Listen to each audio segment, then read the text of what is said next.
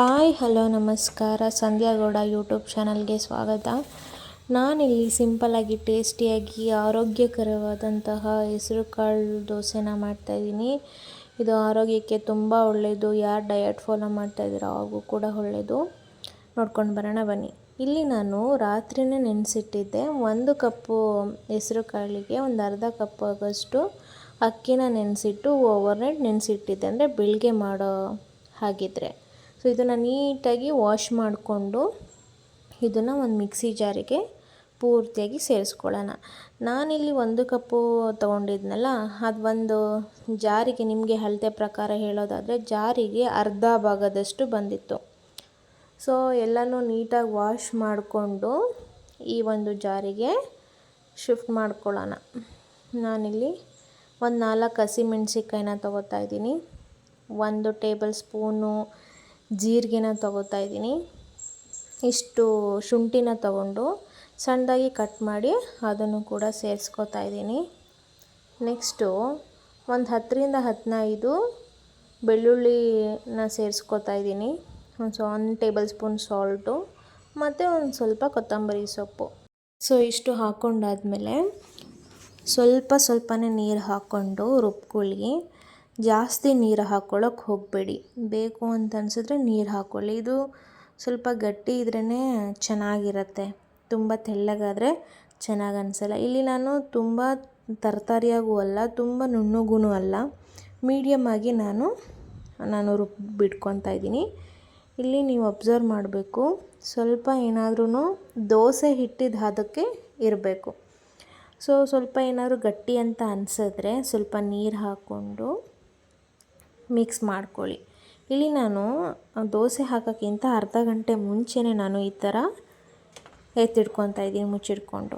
So ಒಂದು ದೋಸೆ ಹೆಂಚು ಮೇಲೆ ನೀವು ನೋಡ್ತಾ ಇರ್ಬೋದು ಎಷ್ಟು ಚೆನ್ನಾಗಿ ಬರ್ತಾಯಿದೆ ಅಂದರೆ, ನಾನು ತುಂಬ ಗಟ್ಟಿನೂ ಅಲ್ಲ, ಈ ಕಡೆ ತುಂಬ ತೆಳ್ಳನೂ ಅಲ್ಲ, ಮೀಡಿಯಮ್ ಆಗಿ ಇಟ್ಕೊಂಡಿದ್ದೀನಿ. ನೀವೇ ನೋಡ್ತಾ ಇರ್ಬೋದು ಎಷ್ಟು ಚೆನ್ನಾಗಿ ಬರ್ತಾಯಿದೆ ಅಂತಂದ್ಬಿಟ್ಟು. ತುಂಬಾ ಬೇಗನೆ ಮಾಡ್ಕೋಬೋದು.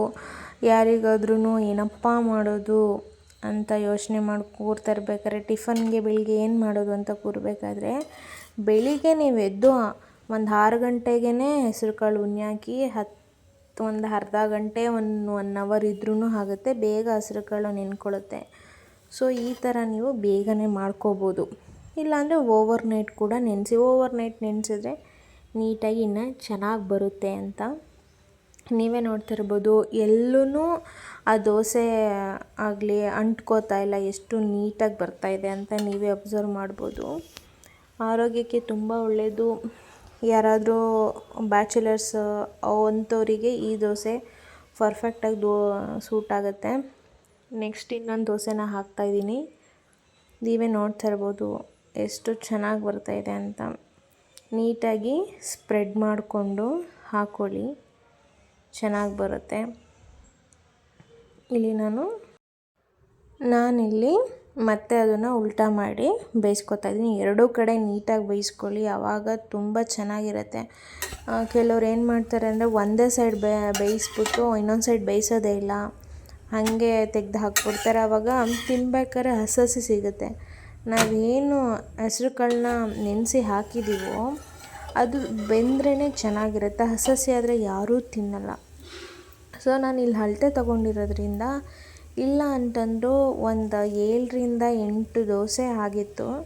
ಸೊ ನೀವಿಬ್ರಿಗೆ ಏನಾದ್ರೂ ಅಥವಾ 3 ಜನಕ್ಕೆ ಏನಾದ್ರೂ ಮಾಡ್ಕೋಬೋದು ಅಂತಂದರೆ ಇಷ್ಟು ಅಳತೆಯಲ್ಲಿ ನೀವು ಮಾಡ್ಕೋಬೋದು. ಮತ್ತು ಇನ್ನೊಂದು ದೋಸೆ ನಾನು ಎಷ್ಟು ಇದೆ ಅಷ್ಟನ್ನು ಹಾಕ್ಕೋತಾ ಇದ್ದೀನಿ. ಡಯಟ್ ಫಾಲೋ ಮಾಡೋರಿಗಂತೂ ತುಂಬಾ ಒಳ್ಳೆಯದು. ಈ ಥರ ದೋಸೆನ ಹಾಕ್ಕೊಂಡು ತಿಂದರೆ ಆರಾಮ್ಸೆ ಆಗಿ ಬ್ಯಾಲೆನ್ಸ್ ಡಯಟ್ ಆಗುತ್ತೆ. ನೀವು ಒಂದು ಸಲ ಮನೇಲಿ ಟ್ರೈ ಮಾಡಿ, ಅದ್ಭುತವಾಗಿ ಬರುತ್ತೆ. ರುಚಿಯಲ್ಲಂತೂ ಸಖತ್ತಾಗಿ ಬರುತ್ತೆ. ನನ್ನ ಚಾನಲನ್ನು ನೀವು ಸಬ್ಸ್ಕ್ರೈಬ್ ಮಾಡ್ಕೊಂಡಿಲ್ಲ ಅಂದರೆ ದಯವಿಟ್ಟು ಸಬ್ಸ್ಕ್ರೈಬ್ ಮಾಡ್ಕೊಳ್ಳಿ. ನೆಕ್ಸ್ಟ್ ನಾನು ಯಾವುದೇ ವಿಡಿಯೋನ ಅಪ್ಲೋಡ್ ಮಾಡಿದ್ರೂ ನಿಮಗೆ ನೋಟಿಫಿಕೇಷನ್ ಬರುತ್ತೆ. ಇಲ್ಲಿ ನೋಡ್ತಾ ಇರ್ಬೋದು ಎಷ್ಟು ಚೆನ್ನಾಗಿ ಬಂದಿದೆ ಅಂತ ಅಂದ್ಬಿಟ್ಟು. ಸೊ ಈ ವಿಡಿಯೋ ನಿಮಗೇನಾದರೂ ಇಷ್ಟ ಆದರೆ ಲೈಕ್ ಮಾಡಿ, ಶೇರ್ ಮಾಡಿ, ಕಮೆಂಟ್ ಮಾಡಿ. ನೆಕ್ಸ್ಟು ಯಾವ ರೆಸಿಪಿ ಬೇಕು ಅಂತ ಕಮೆಂಟ್ ಮಾಡಿದರೆ ನಾನು ಅದನ್ನು ನೆಕ್ಸ್ಟ್ ವೀಡಿಯೋದಲ್ಲಿ ಅಪ್ಲೋಡ್ ಮಾಡ್ತೀನಿ. Thank you so much.